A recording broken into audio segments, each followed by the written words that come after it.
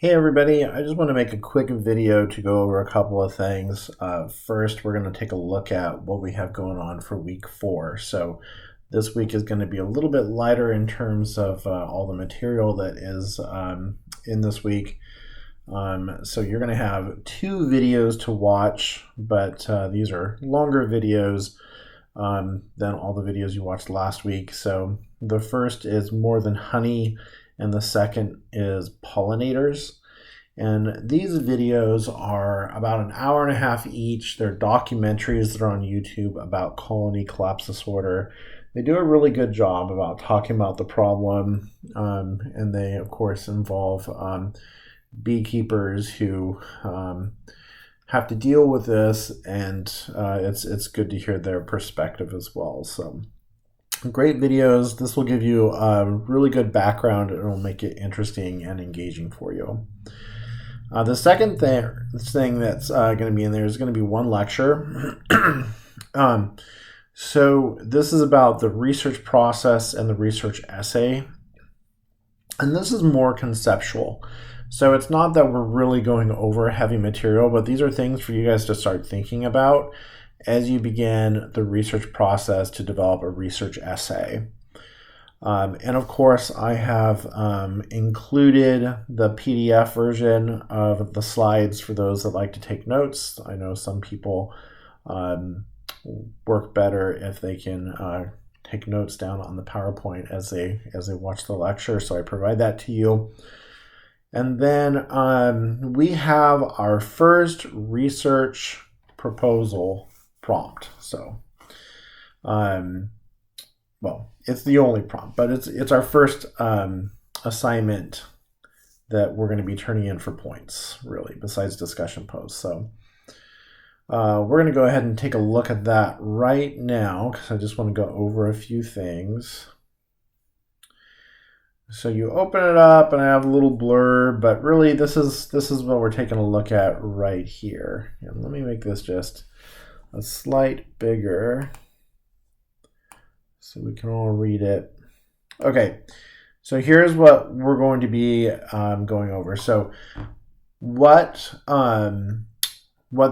this prompt is asking you to do is to create a research question proposal. And so we talked a little bit about that last week, and your research paper is going to be a rather large essay, and so we're going to begin the writing process of this paper by breaking it up into sections.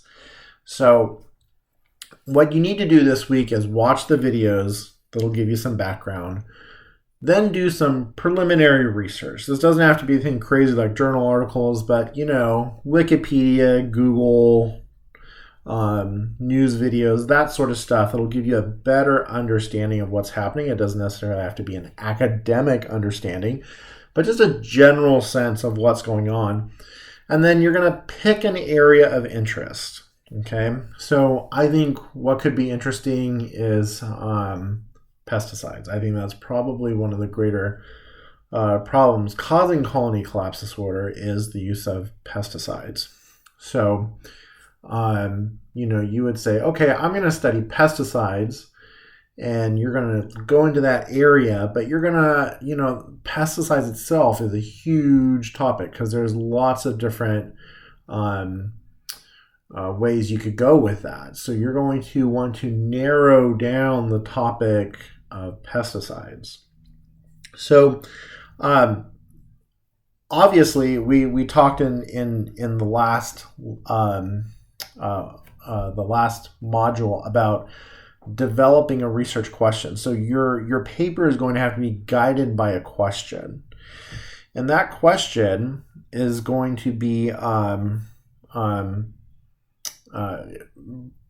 it's going to be proposed in a research proposal. And so that's what we see here. This is going to help you develop a research question. So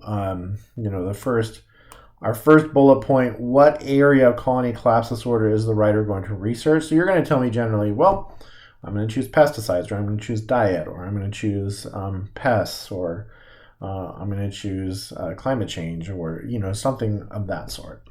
And then the next bullet is, what interests the writer about their chosen topic and what specifically are they wanting to investigate within the topic. So this will explain to me why you chose this topic, why that's interesting to you, and then how are you narrowing the topic? Because obviously you can't talk about the entire thing in such a small proposal, right?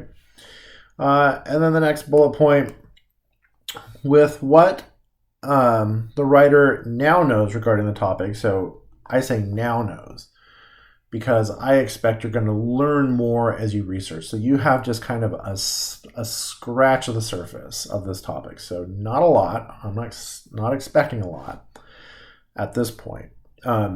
What are the issues and challenges being faced within the chosen area of colony collapse disorder? So in your area that you chose to investigate, what are the big challenges that are being faced?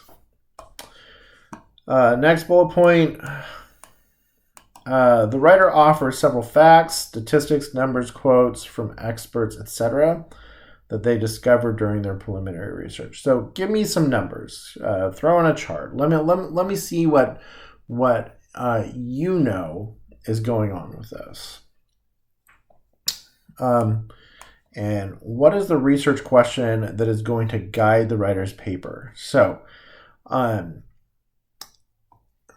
at this point, you need to give me a sentence or two that is going to ask a question. So you will recall that we went through last week a lecture where it talked about, developing a good question, or even you could think of it as a thesis for a paper. And so you want to have a question that's not a two-sided dynamic.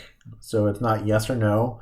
You don't want to lead the reader. You want something that is going to require investigation and substantiation and will give you information that you did not know prior to beginning your research. So that's what makes a good research question. So if you're struggling with this last part here, go back and rewatch that lecture, and that will help you understand what I'm really looking for as far as a research question.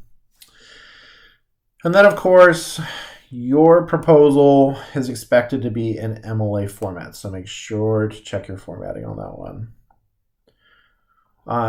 And then if you scroll down to the second page, I'm sharing with you the rubric. This is not a surprise to anybody. I don't want there to be any surprises. This is what I'm looking for. These bullet points are taken directly out of the prompt up here, okay? And you'll notice that I did leave something out. So people are going to be wondering, well, how long should it be? Well, I left that one up to you. Obviously, this is an academic paper, right? So this shouldn't be like 5 sentences. If you're going to format something in MLA, it should be at least a page. But some people, I know myself being one of them, have a problem staying to one page. By the time you're done double spacing everything, you barely have enough room. So some people will need 2 pages, maybe 2.5. I would say no, let's not go beyond 2.5, 3 pages, right? So keep it, I would say, between half a page or a page to 2.5 to 3 pages. So there's a range. Whatever you do, just make sure that we answer these questions, because that's what you're going to be graded on. And obviously, it's a range, right? Some of you will do it really well and will get a full 20 or 10 points. Some of you will do okay and you'll, get maybe 17 points or 7 points. Some of you might not do so great at all because you just repeated the question and gave a one-worded answer, and so you might get 5 points or no points at all. So do your very best work, because just the fact that you feel it's answered doesn't mean you're going to get full 20 or 10 points. Okay. So whether it be 1 page or 3 pages, take the time to be thorough about what I've asked you to put in there and make sure it's in there and then it's clear. and make sure that it's up to par for an official academic assignment. This is not a discussion post. We want to do better than a discussion post. So think of putting some good effort into it. Okay. So obviously I need to take this video and upload it online. So this will be the first video you see on week 4. I'm going to put it there. It'll be titled, week 4 instructions and research proposal discussion or something like that. And so it'll be there, and then go through the rest of the material. And I would say after that, if you guys have time, make sure that that you are beginning your preliminary research. And oh yeah, one more thing, the discussion post is pretty simple this week. It's nothing crazy. So if you go into week 4 discussion posts, you're gonna see here we are. So it says, after watching the 2 documentaries on YouTube, what are your thoughts about what is the most significant factor in colony collapse disorder? And what area of the problem are you contemplating pursuing during your research? So give me a summary of the videos and then talk to me about what interested you the most and what you're thinking about pursuing as far as your research goes. Okay, so pretty straightforward, pretty simple. A simple paragraph is all that's needed for this discussion post, so nothing terrible. I will say, regarding this assignment of the research proposal question, that this is a very high reward assignment. You really can't go wrong with this unless you just are very passive and don't engage and do this. Think about, I'm offering you 100 points, which is weighted the same as your final essay, which will be far more difficult, and I will grade, there's more to grade in that one. So you don't want to miss out on the points for this, because this is a very high reward assignment. So if you can do really well, then you're going to get somewhere between 90 and 100 points. And I do that on purpose because the assignments get progressively more difficult as we go on, and so you're likely to lose more points. So you want to take advantage of this assignment here and do really well on it. Okay, if anything's not clear, please go ahead and talk to me, send me an email, and we can discuss any confusion or any questions that you might have. All right, thank you, and go check out the rest of the material this week.